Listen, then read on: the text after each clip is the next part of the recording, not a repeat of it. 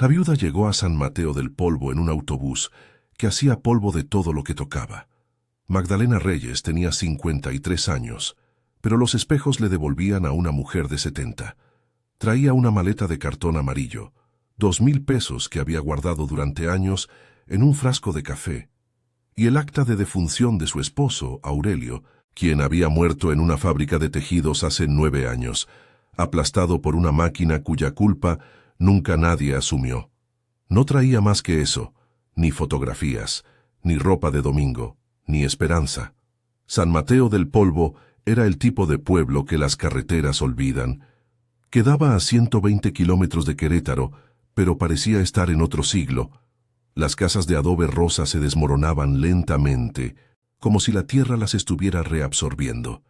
Las calles no tenían nombres, solo direcciones que los viejos guardaban en la memoria. La casa donde vivía la bruja, la esquina del tianguis, el camino que lleva al panteón. Magdalena había trabajado 30 años como cocinera en casas de gente rica en la capital. Había criado a sus 3 hijos con las sobras de otras mesas. Había guardado moneda tras moneda, mientras Aurelio se iba consumiendo en la fábrica, tosiendo polvo de algodón. Cuando él murió, la fábrica le ofreció una compensación miserable. Su pensión de viuda era una broma que el gobierno pagaba cada mes. Pero Magdalena no era mujer de quejarse, era mujer de actuar. El terreno lo descubrió por accidente. Estaba en la cantina La Esperanza, tomando un café aguado, cuando escuchó a don Rodolfo, el agente inmobiliario del pueblo, hablar con otro cliente. «Hay un terreno allá en las afueras, cerca del camino viejo a Tolimán», decía Rodolfo, un hombre rechoncho con bigote de mosca muerta. «Nadie lo quiere, está barato, muy barato». «¿Por qué?», preguntó el otro. Rodolfo bajó la voz, como si las paredes tuvieran oídos. «Está maldito», dicen. «El árbol que está ahí, un mezquite viejo de más de 100 años, nunca ha dado frutos. Los que han intentado trabajar la tierra se enferman. Hace 3 años, un señor de Guadalajara quiso construir ahí. Abandonó todo después de una semana. Dicen que escuchó voces en la noche. Magdalena no creía en maldiciones.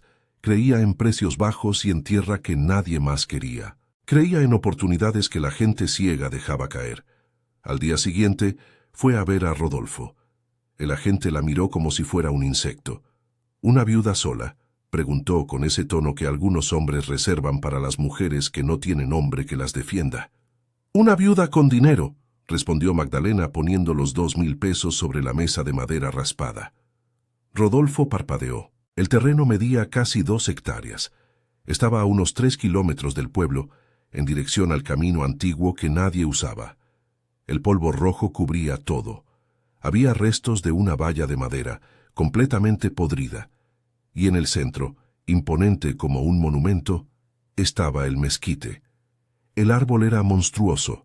Su tronco tenía un diámetro de casi 2 metros, la corteza partida como piel de cocodrilo, las ramas retorcidas hacia el cielo como brazos suplicantes. No había una sola rama baja. Todo crecía hacia arriba, como si el árbol estuviera huyendo de la tierra. Bajo sus ramas, la tierra era diferente, más oscura, más compacta. Magdalena caminó alrededor del árbol 3 veces. No sentía nada extraordinario. Solo tierra, polvo, el sonido de los insectos. El viento soplaba desde el norte, trayendo el olor de la ganadería lejana, de estiércol y hierba seca. «Es suyo», dijo Rodolfo, entregándole un papel amarillento que probablemente no significaba nada ante la ley, pero que era todo lo que importaba en un pueblo como San Mateo del Polvo. «Son 200 pesos al mes al municipio. Si no paga, la tierra vuelve al pueblo».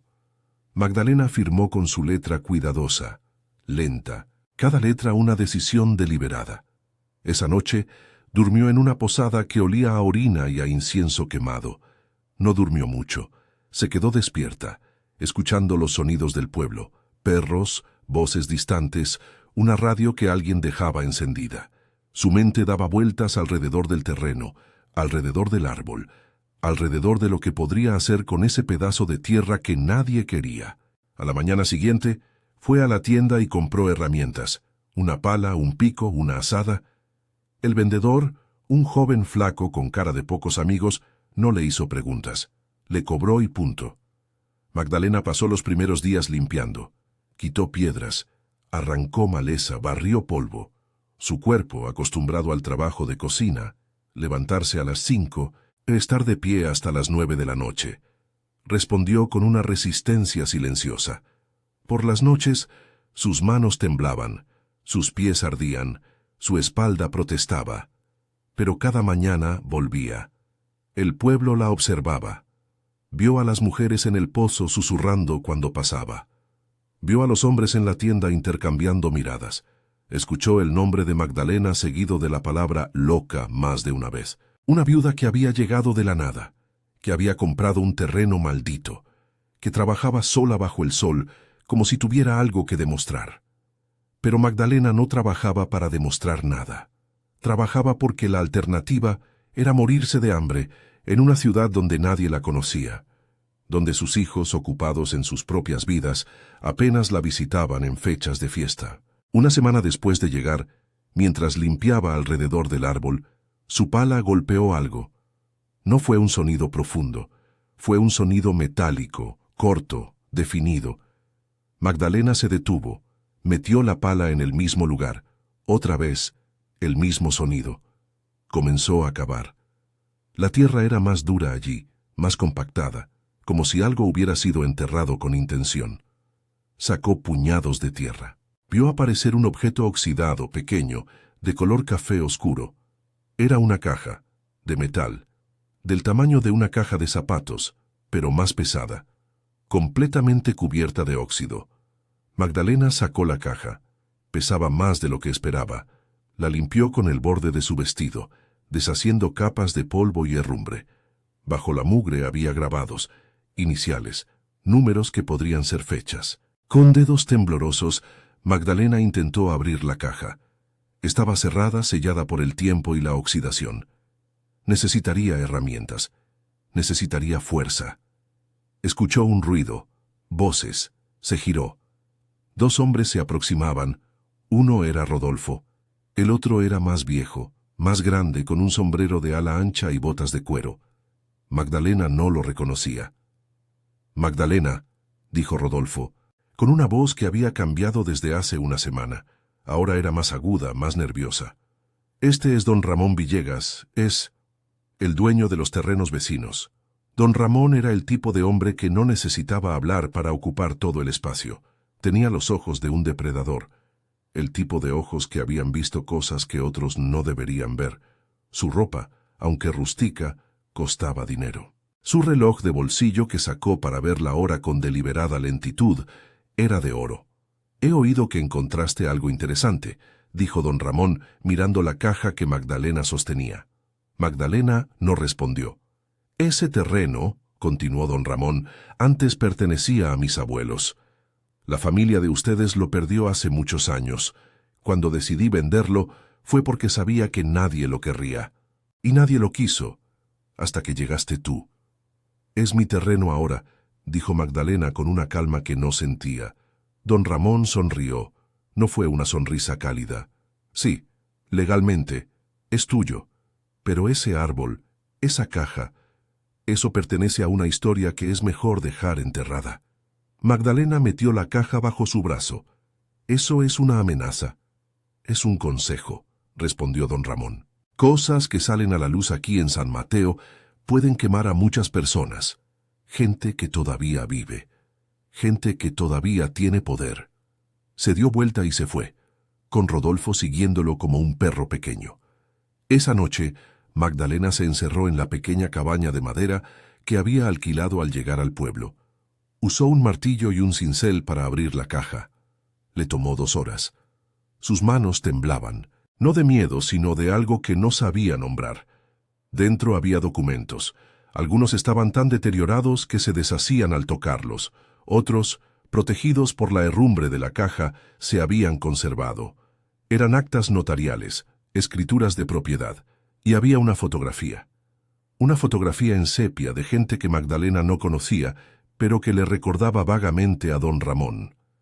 Había también un diario Un diario pequeño, con las páginas amarillas y frágiles. La letra era de mujer, elegante, educada. Magdalena comenzó a leer.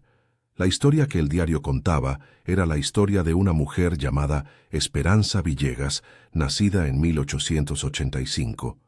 Era la hermana de Ramón Villegas, abuelo del don Ramón que acababa de visitarla. Esperanza había estado enamorada de un hombre que no era de su clase social, un abogado pobre de Querétaro, hijo de una familia de campesinos. Sus padres habían prohibido el amor. Esperanza había sido encerrada en el terreno, en una casa que ya no existía, para evitar que lo viera. Pero Esperanza se había escapado, y en su fuga había llevado consigo documentos. Documentos que probaban que las tierras que la familia Villegas poseía, incluyendo el terreno donde Magdalena ahora vivía, habían sido robadas, arrebatadas a campesinos en 1892, durante la época de las confiscaciones del Porfiriato. Los documentos originales estaban ahí, actas firmadas por los campesinos, ventas que nunca fueron consensuadas, dinero que nunca fue pagado, había nombres, familias enteras desaposidas de sus tierras, y había una lista de hombres que habían participado en la confiscación. Algunos de ellos eran autoridades de San Mateo del Polvo. Uno de ellos era un bisabuelo de don Ramón. El diario terminaba abruptamente. La última entrada decía: «Si alguien encuentra esto, que sepa la verdad. Mi familia es culpable. Mis tierras son culpables. Por favor, que se sepa. Por favor, que alguien pague». No había más. Magdalena guardó los documentos en un lugar seguro. Esa noche no durmió. Pasó las horas mirando al techo, escuchando los sonidos de la noche, pensando en lo que acababa de descubrir. No era un tesoro, era algo más peligroso. Era la verdad. Capítulo 2. La verdad. Que nadie quiere. Por 3 días, Magdalena no fue al terreno. Se quedó en la cabaña, releyendo los documentos una y otra vez, tratando de entender qué tenía entre las manos. Los papeles más antiguos eran casi ilegibles, pero los números eran claros. Las fechas también. Los nombres de las familias campesinas robadas estaban todos allí, escritos con tinta negra que el tiempo no había podido borrar. El diario de Esperanza Villegas proporcionaba la pieza que faltaba: la confesión. Una mujer que había decidido que la verdad valía más que la lealtad familiar. El 4.º día, mientras estaba en la tienda comprando tortillas, escuchó a las mujeres hablar. «Dicen que don Ramón estuvo preguntando por ella», susurraba doña Petra, la dueña de la tienda, una mujer gorda con ojos de chismosa profesional. Preguntó si había vendido más terrenos, si alguien más había llegado al pueblo. «¿Por qué le importaría?», preguntó otra mujer, más joven. «Porque el terreno donde vive la viuda fue de la familia Villegas. Y dicen que hay cosas enterradas allá, cosas que la familia no quiere que se sepan». Magdalena salió de la tienda sin pagar. Se dio cuenta demasiado tarde que se había llevado las tortillas. No volvió. Esa tarde recibió una visita. Fue el párroco, padre Justino. Un hombre viejo de 70 años, con un collar de cuentas rojas y los ojos cansados de alguien que había escuchado demasiadas confesiones, demasiadas historias de dolor y pecado. «He oído que encontraste algo en el terreno», dijo el padre sin preámbulos, sin ni siquiera saludar primero. «¿Quién le dijo?» «El pueblo es pequeño. Magdalena. Las noticias viajan, especialmente las noticias que asustan a la gente». El padre se sentó en la única silla que había en la cabaña. «Sé lo que encontraste», continuó. «Los documentos, el diario de Esperanza. No es la primera vez que se habla de eso. Hace años, cuando yo era más joven, había rumores, pero los rumores son solo eso, son aire. Cuando intentas atraparlos, desaparecen». «¿Está aquí para advertirme?», preguntó Magdalena de pie con los brazos cruzados. «Estoy aquí para pedirte que pienses bien qué vas a hacer. La verdad es una cosa peligrosa en pueblos pequeños. No es como en la ciudad, donde la verdad se disuelve en el ruido. Aquí la verdad resuena, la verdad mata». «¿Mató a Esperanza?», el padre parpadeó. «Esperanza desapareció en 1923. Tenía 38 años. Se fue con su hombre, con los documentos, hacia Querétaro. Nunca volvió. Algunos dicen que murió en el camino, otros dicen que su familia la hizo desaparecer. Lo cierto es que nadie supo nunca qué fue de ella. ¿Y los documentos? Se suponía que los documentos fueron quemados, que Ramón, el hermano de Esperanza, encontró los papeles después de que ella se fue y los quemó todos para proteger el honor de la familia.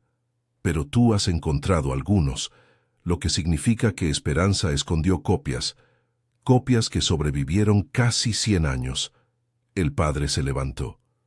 Lo que haces ahora determinará muchas cosas, Magdalena, no solo para ti. Para muchas familias en este pueblo, hay gente cuyos abuelos fueron quitados de sus tierras. Hay gente cuyos ancestros fueron beneficiados por eso. Traer toda esa historia a la luz es como remover tierra en un cementerio. Nunca sabes qué huesos vas a encontrar. Se fue sin esperar respuesta. Magdalena quedó sola pero no tranquila. Al día siguiente fueron a visitarla 2 hombres que no eran del pueblo. Llegaron en una camioneta nueva con placas de Querétaro. Uno era abogado, según dijo. El otro no dijo qué era. El abogado le mostró un documento. Tu terreno necesita una revisión de títulos, explicó, con un español que sonaba falso, como si lo estuviera leyendo de un papel. Esto es un procedimiento estándar. Puede tomar tiempo, puede tomar dinero, o podemos resolver esto de otra manera. ¿Qué manera?, preguntó Magdalena, aunque ya sabía la respuesta. Que devuelvas los documentos que encontraste, que olvides que los encontraste, que sigas con tu vida. Nosotros nos encargamos del resto. ¿Y si no? El otro hombre, el que no había hablado, se acercó. Era musculoso, con cicatrices en los nudillos. Si no, tu tierra deja de ser tuya. Hay leyes que pueden hacer eso. Hay abogados que pueden demostrar que tu compra fue ilegal. Hay autoridades que pueden meterte presa por posesión de documentos oficiales robados. Hizo una pausa. O hay cosas que son más simples. Magdalena sintió el miedo, por primera vez desde que había llegado a San Mateo del Polvo. Pero no era miedo de morir. Era miedo de traicionar la verdad que había encontrado. No, dijo. Los 2 hombres se intercambiaron una mirada. Tienes 24 horas para pensarlo, dijo el abogado. Se fueron. Esa noche Magdalena tomó la decisión más importante de su vida. Fue a ver al periodista. El pueblo tenía un pequeño periódico, El Eco de San Mateo, que salía una vez a la semana. Era una publicación de 4 páginas, impresa en una imprenta vieja, que hacía ruido de muelas de molino. El editor era un hombre joven llamado Felipe Cortés, hijo de un sastre, que había estudiado periodismo en Querétaro y había vuelto al pueblo porque su madre estaba enferma. Magdalena le contó todo. Le mostró los documentos. Le dio el diario de Esperanza. Felipe palideció mientras leía. Esto es grande, susurró. Esto podría cambiar todo. Las tierras, las familias, los derechos de propiedad. Hay personas en este pueblo cuyos abuelos fueron robados. Hay familias que podría tener derechos sobre tierras que no poseen. ¿Publicarás esto?, preguntó Magdalena. Tendré que verificarlo todo primero. Hablar con historiadores, con abogados. Necesito estar seguro de que es auténtico. ¿Tienes miedo? Felipe no respondió inmediatamente. Guardó los documentos en un sobre de Manila. Sí, pero tengo más miedo de vivir en un pueblo donde se esconden verdades como esta. Pasaron 2 días.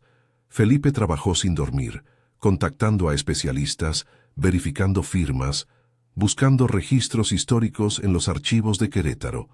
El miércoles por la mañana, El Eco de San Mateo publicó la historia. La portada decía: Robo de tierras en 1892, documentos históricos descubiertos en San Mateo del Polvo.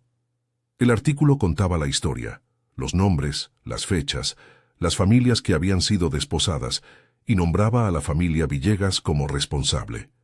Fue como si una bomba hubiera explotado en el pueblo. Las reacciones fueron inmediatas. Algunos celebraron. Familias cuyos ancestros habían sido robados sintieron que finalmente, después de 100 años, su dolor había sido reconocido. Otros se asustaron. La gente mayor, que conocía a los Villegas, que había vivido bajo su poder durante generaciones, se quedó en silencio esperando a ver qué pasaría. La municipalidad emitió un comunicado oficial diciendo que investigaría el asunto. Los Villegas emitieron un comunicado desmintiendo todo, diciendo que los documentos eran falsificaciones, que la historia de Esperanza era un mito, que el periodista era un agitador irresponsable. Pero la verdad, una vez liberada, no puede ser reenterrada. Capítulo 3. La presión de los secretos. Las cosas empeoraron rápidamente. Primero fue la agua. La fuente de agua que abastecía a la cabaña de Magdalena, un manantial que salía de la tierra a solo 50 metros del mezquite, de repente dejó de fluir. Magdalena fue a investigar y encontró que había sido bloqueada con piedras y lodo. Intencionalmente. Luego fueron los grafitis. En la puerta de su cabaña aparecieron palabras pintadas con pintura roja: ladrona, traidora, vete. Magdalena no se fue. El periódico fue saboteado. Alguien rompió la imprenta de El Eco. Felipe Cortés fue golpeado una noche cuando salía de la tienda. No fue un golpe mortal, pero fue un mensaje claro. La Iglesia emitió un comunicado del Arzobispado de Querétaro desautorizando la publicación de verdades que pudieran causar división en la comunidad. El padre Justino fue retirado y reemplazado por un sacerdote más joven, más maleable. El municipio, bajo presión, comenzó a investigar los títulos de propiedad de Magdalena. Encontraron irregularidades técnicas que permitieron postergar indefinidamente la validación oficial. Pero lo más peligroso fue lo que pasó en el pueblo. La gente comenzó a dividirse. No era una división ordenada, con dos bandos claros. Era más caótica que eso. Había familias que se peleaban entre sí porque algunos creían que la verdad debía salir a la luz y otros creían que era mejor dejar el pasado donde estaba. Había vecinos que se dejaban de hablar. Había parejas que se separaban porque no estaban de acuerdo sobre qué hacer con la información que Magdalena había desenterrado. Un mes después de que el periódico publicara la historia, Magdalena fue a ver a don Ramón. El viejo terrateniente vivía en una casa grande de 2 pisos, con un jardín que alguien mantenía limpio. La casa tenía ese aspecto de riqueza antigua, la riqueza que viene de la tierra, de generaciones de posesión, de poder no cuestionado. Magdalena tocó la puerta. Ramón mismo la abrió. «Viuda», dijo, con ese tono de falsa cordialidad que los hombres poderosos usan cuando están seguros de poder destruirte en cualquier momento. «¡Qué sorpresa! Necesitamos hablar», dijo Magdalena. Ramón la hizo pasar. La casa era exactamente como Magdalena esperaba. Muebles viejos, libros que probablemente nadie leía, paredes con manchas de humedad que el dinero no había podido ocultar. Ramón se sentó en una silla de cuero craquejante. «¿Has venido a pedir perdón?», preguntó. «He venido a ofrecerte una solución», respondió Magdalena. Ramón sonrió, pero fue una sonrisa vacía, de alguien que ya sabe el final de la película. «No hay solución. Ya desenterraste la verdad. La verdad está en el periódico. Está en el corazón de todas las personas que leen ese maldito diario de Esperanza. No hay nada que puedas hacer ahora para hacerla desaparecer». «Puedo ayudarte a vivir con ella», dijo Magdalena. Por primera vez Ramón la miró con algo que no era desprecio. «Mi abuelo fue un hombre malo», continuó Magdalena. «Yo no lo conocí, pero lo sé porque hice lo que tenía que haber hecho hace 100 años. Lo sé porque leí las palabras de Esperanza. Ella sabía que su familia era culpable, y dejó pruebas porque quería que alguien supiera, porque quería que la verdad algún día fuera reconocida». Ramón se levantó y fue a una ventana. Afuera, la luz del atardecer teñía todo de naranja. «Mi padre me contó historias cuando era niño», dijo Ramón, sin mirar a Magdalena. «Me dijo que el dinero no viene del aire, que tiene que venir de algún lugar, que mi abuelo había hecho cosas difíciles para que nosotros tuviéramos lo que tenemos». Eso era el eufemismo que usaba. Cosas difíciles. Como si robar tierras fuera simplemente difícil, como si despojar a familias enteras fuera un problema de negocios. Se dio vuelta para mirar a Magdalena. Esperanza fue más honesta que mi padre. Ella no escondió lo que pasó. Ella lo escribió. Y murió sin decirle a nadie a dónde había ido. Sin venganza. Solo. Confesión. ¿Sabes qué le pasó?, preguntó Magdalena. Murió en Querétaro. Tuve un investigador privado que lo verificó hace 20 años. Se casó con su abogado. Tuvieron 2 hijos. Murió de tuberculosis en 1967. Vivió una vida buena, una vida honesta, después de que se fue de aquí. Ramón se sentó nuevamente.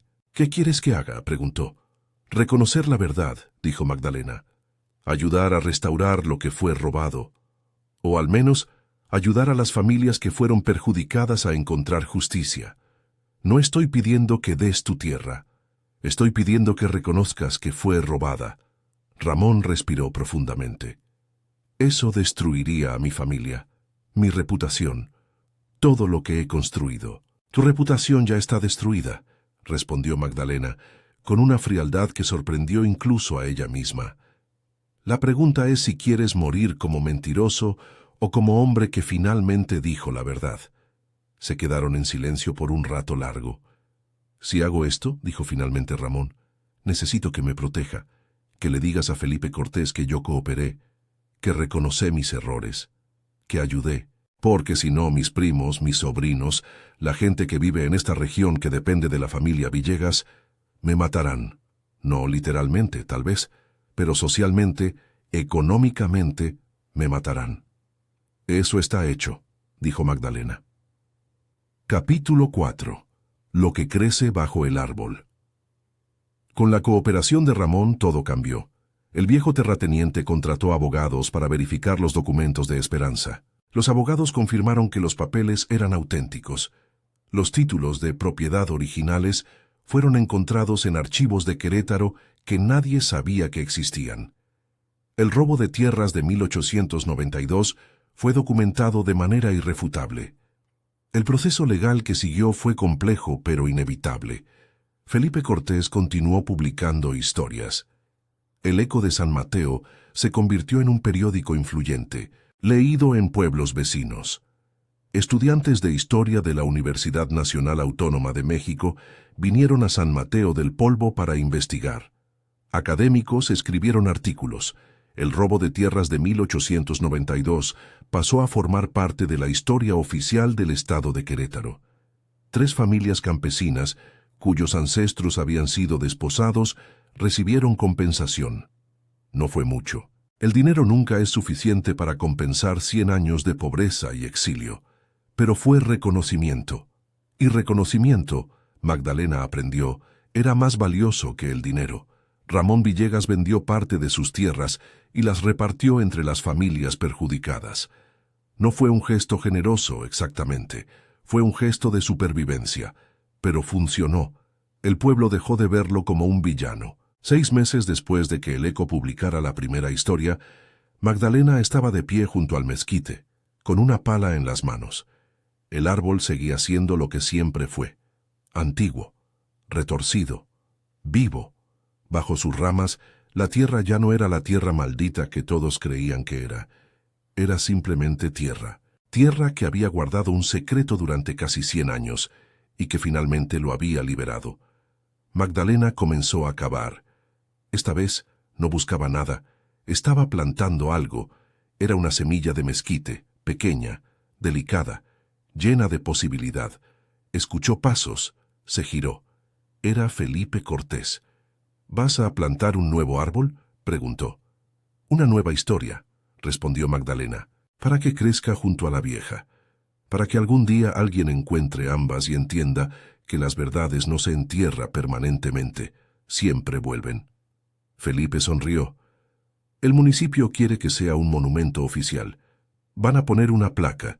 Van a contar la historia de Esperanza Villegas, de las tierras robadas, de todo. ¿Tú qué dices? Que probablemente sea lo correcto, que la historia debe ser recordada. Magdalena terminó de plantar la semilla, puso tierra encima, la pisó suavemente. ¿Qué va a pasar contigo?, preguntó Felipe. Has expuesto un secreto que te costó ser amenazada, ser aislada, ser odiada por media del pueblo. ¿Qué ganas con esto? Magdalena se enderezó. Su espalda protestó.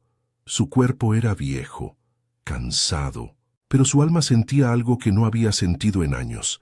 Gano verdad, respondió.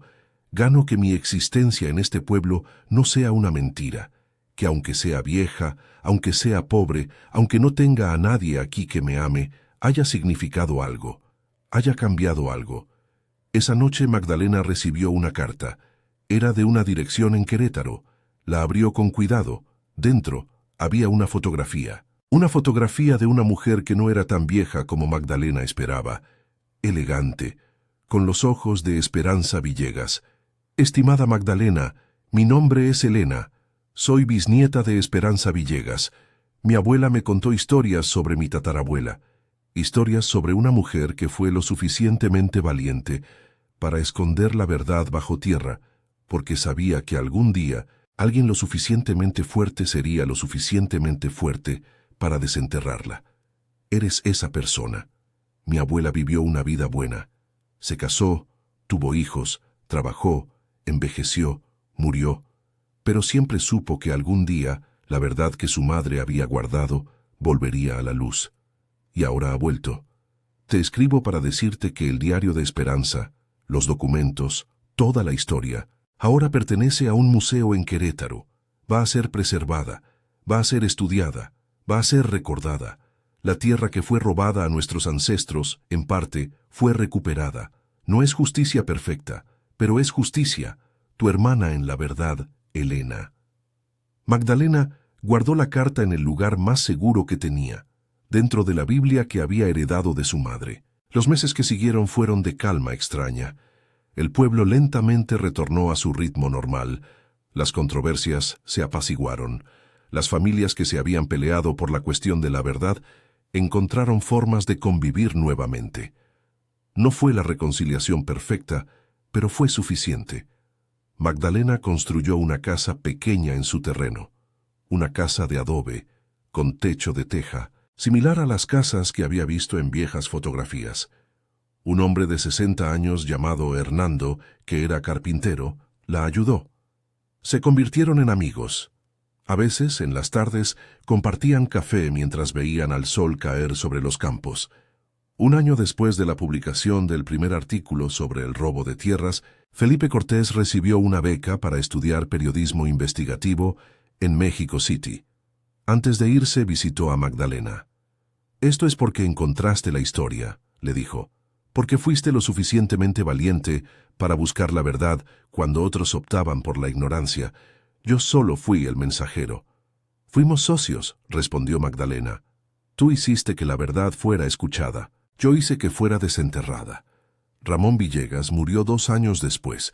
Fue una muerte tranquila en su casa, después de haber pasado sus últimos años trabajando con historiadores, documentando la historia de su familia, reconociendo sus errores. En su testamento, dejó el resto de sus tierras en manos de un fideicomiso para compensar a las familias perjudicadas. Su hijo, más joven, más abierto, continuó con ese trabajo. Magdalena envejeció en el terreno junto al mezquite.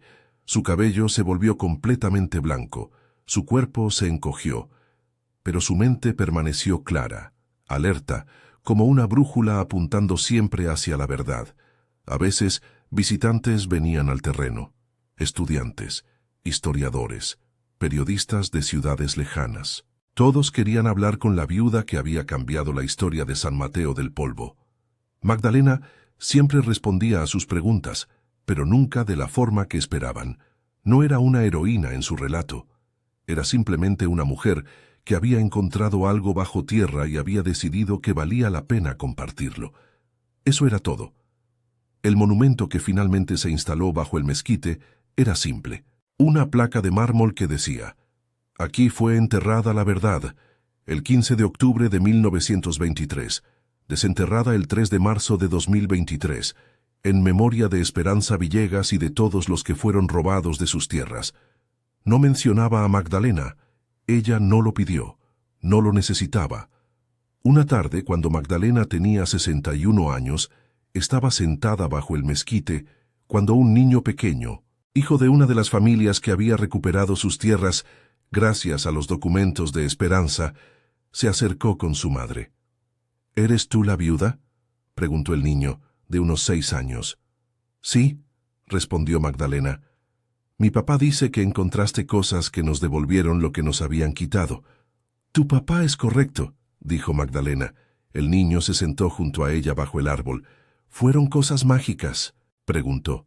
Magdalena sonrió. Fueron historias, respondió. Las historias son la única magia que existe. Las historias verdaderas, especialmente. Se quedaron sentados en silencio, viendo cómo el sol se deslizaba hacia el horizonte, tiñendo el cielo de colores que no tenían nombres. En la distancia se escuchaba el sonido de los animales, del viento, de la vida que continuaba su curso. Bajo el árbol donde tanto había estado enterrado, ahora solo había tierra. Tierra que había liberado sus secretos. Tierra que ahora crecía con posibilidad.